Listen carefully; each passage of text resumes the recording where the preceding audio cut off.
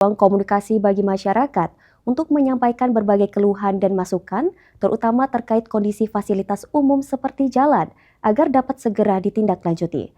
Akan dibuka pemerintah Kabupaten Muara Enim sebagai upaya mempercepat program yang telah disusun. Saat ini pemerintah Kabupaten Muara Enim sedang melakukan pembenahan program kerja dan birokrasi terkait fasilitas masyarakat dan pembangunan daerah. Pemerintah melalui pihak terkait akan membuka komunikasi dan menerima serta menanggapi keluhan masyarakat yang menyangkut fasilitas umum yang ada di Kabupaten Muara Enim.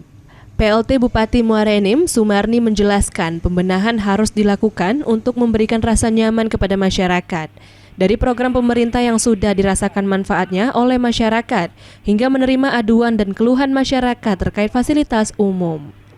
Seperti jalan, masyarakat tidak tahu menahu jalan yang mereka lalui itu wewenang siapa, namun dari aduan masyarakat, Pemkab Muara Enim akan mengkomunikasikan itu kepada pihak terkait agar keluhan masyarakat bisa ditindaklanjuti.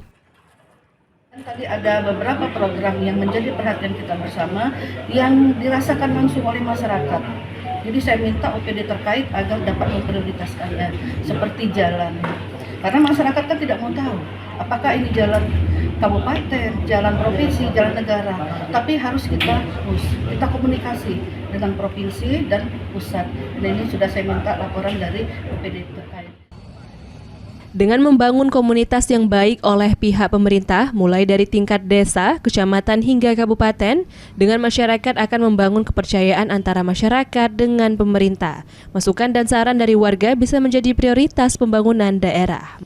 Mardiansyah, PAL TV.